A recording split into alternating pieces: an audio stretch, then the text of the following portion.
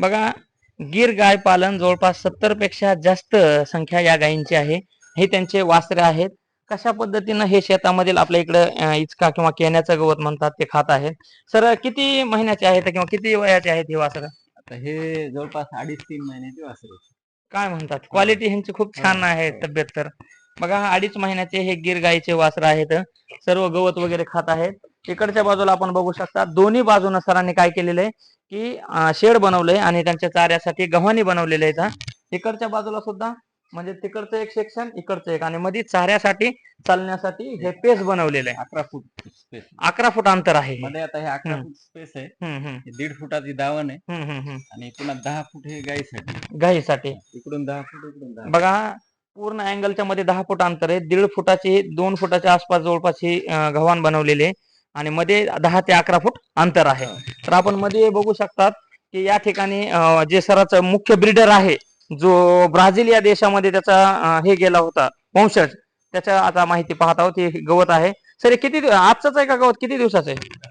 कालच आहे का? आणि हे जे मीठ वगैरे आहे इकडं हे कशा संदर्भात आहे? सेंदी मीठ आहे. हा हे ह्यांना काय सेंदी मीठ हे नॅचरल, आपण जे मिनरल मिक्सचर म्हणतो, नॅचरल मिनरल याच्यामध्ये असतात. असं आहे का? आणि पूर्ण गच्ची बनवली का खाली आपण?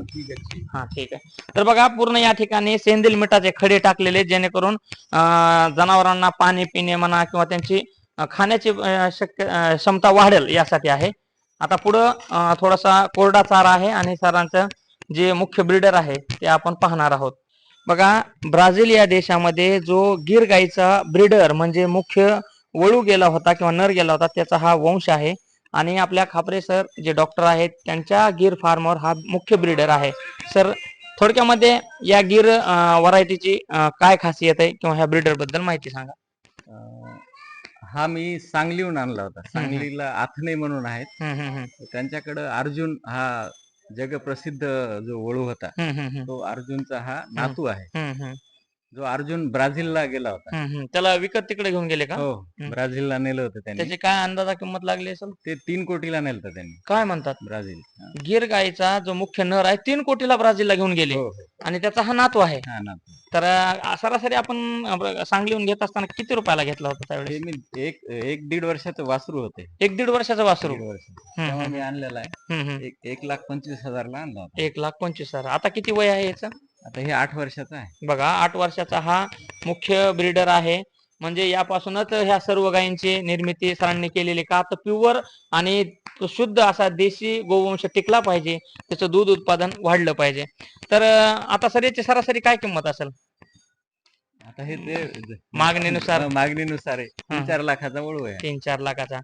आणि गीर गाईची मागणी सध्या म्हणजे मार्केटला वाढतच आहे. हो. तर काय वाटतंय तुम्हाला की याचे आणि ह्याच्या तुलनेमध्ये तुम्ही फायदेशीर आहात का? सध्या भाव पण चांगला आहे आपल्या हो, दुधाला. 100%. आता याचे समजा 20 लिटर दूध देत असेल तर आमची गाय 13-14 लिटर तर सहज दूध देते. आणि 70 रुपयानं विक्री होत आहे. 70 रुपयानं म्हणजे आता त्यांचं 35 ला दूध जाते. हो, आपलं 70 ला. दुप्पटच आहे. हो. बरोबर आहे. तर आता मुख्य शेतकऱ्यांना एक प्रश्न पडतो की एवढ्या आता तिकडे जे काय आहेत ते सगळे म्हणजे त्या वेलेल्या गायी आहेत. असं आहे का? हो. तर या ठिकाणी पण बघू शकतात की वेलेल्या गायी आहेत त्या ओपन पेस मध्ये आहेत. तर सगळ्यात महत्वाचा सर एक प्रश्न असतो की एवढं शेताला जोड व्यवसाय करत असताना किंवा शेतीला एक आधुनिक व्यवसाय करत असताना गाय पालन पशुपालन आपल्याला प्रेक्षकांना एक एवढा महिना पडतो मला हे परवडतंय, एक तुमची इच्छा सरासरी ऍव्हरेज किती पडत असेल? मी म्हणजे आतापर्यंत याच्याकडे असं फार व्यवसाय म्हणून काही बघितलेलं नाही. मी माझी एक आवड आहे आणि देशी गाय वाचली पाहिजे. बरोबर आहे.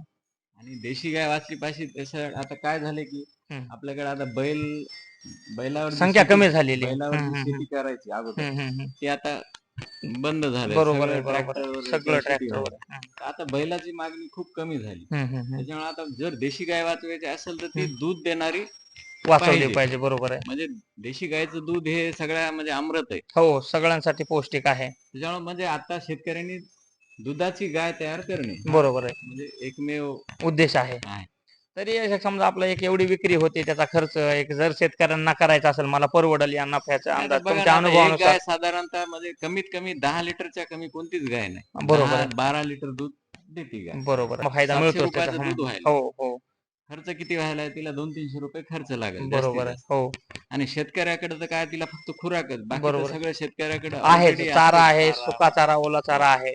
तर एक सरासरी सरांकडे एक 100 लिटर दूध हो. निघत राहते. तर 100 लिटर 100 लिटर आम्ही म्हणजे फार कमी काढतो. हम्म, हम्म, म्हणजे कालवड असेल तर आम्ही दूध खूप कमी काढतो. मी हम्म. जवळपास 2-3 सड कालवडीला पाजत असतो. बरोबर आहे. साधारणतः एक कालवड झाल्यानंतर पहिले 2 महिने आम्ही 2 सड देतो. हम्म, हम्म, आणि नंतर एकदा ती 2-2.5 महिन्याला गाय क्रॉस झाली की हम्म, मग हम्म, तिला तिसरं सड देतो. हम्म. आणि कन्फर्म झाली 3 महिन्याची हम्म. की मग 4ही सड कालवडीला. क्या बात आहे. हो. म्हणजे एवढे असं वासरांची काळजी घेतली तर वाढ लवकर होते. हो, हो. हम्म.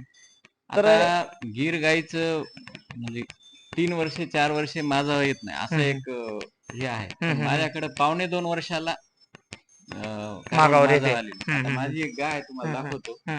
फक्त ही 2.5 वर्षाची गाय आहे. बघा, पांढरी. तिकडे पांढरी गाय आहे, ती 2.5 वर्षाची गाय आहे. आणि ती आता एक 8-10 दिवसामध्ये वासरू देणार आहे. बरोबर आहे. म्हणजे ती 1.5-2 वर्षाला क्रॉस झाली. तर आता जे गाभण गाय आहे त्याची काय अंदाजा किंमत आहे मार्केटला किंवा मागणीनुसार? हे साधारणतः आता हे 1 लाख 1.5 लाख, आता हे 1.5 लाखाची गाय आहे. क्या बात आहे. हम्म. म्हशीपेक्षा जास्त किंमत हो, आहे. हो. तर बघा, सरांनी एक खूप महत्वपूर्ण व्हरायटी निवडलेली आहे गीर वंशाची, आणि जवळपास 70 पेक्षा जास्त या ठिकाणी गोवंश आहेत. मुख्य हेतू हाच आहे की गोवंश टिकला पाहिजे व शुद्ध दूध निर्मितीसाठी आपण ह्या वंशाची वाढ केली पाहिजे. सर, आपण माहिती दिल्याबद्दल आपले खूप खूप धन्यवाद आणि पुढील वाटचालीस आपल्याला शुभेच्छा.